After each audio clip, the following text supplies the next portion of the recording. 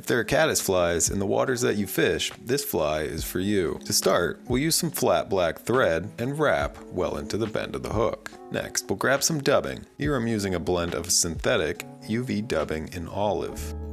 Secure it to the back of the fly and snip the excess free. And then trim our tail to length. This will just be a tag, so you can keep it quite short. Next, we'll grab some brassy wire. Here I'm using copper.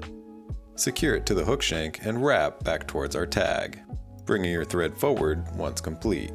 Grab a turkey tail, snip off a 1/4 inch section and secure it to the top of the fly, and once again wrapping it back towards the tag end, returning your thread to the hook point once again.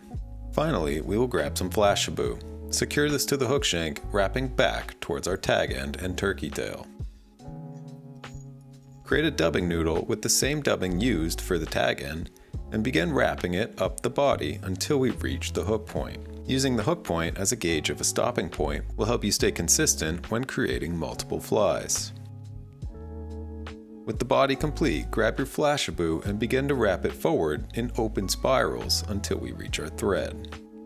Secure by taking thread wraps both in front as well as behind and snipping the excess free.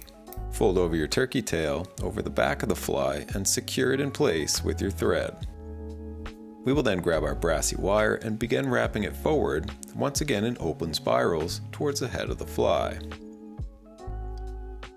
Stopping once we reach our thread and securing it in place by taking thread wraps both in front as well as behind and helicoptering the excess free.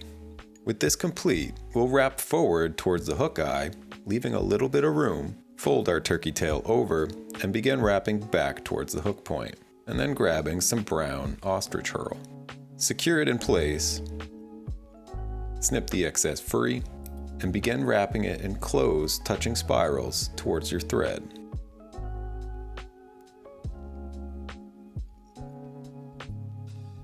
Once happy, secure in place, and snap the excess free. Wet your fingers and pull the ostrich herl in a downward motion. Grab your turkey tail and fold it over, securing in place once complete. Next, select 2 strands of the turkey tail, folding them backwards and wrapping to secure them in place. Snip the excess free and cut your turkey tail to length to mimic legs. Secure everything in place and build up a head in the process by whip finishing.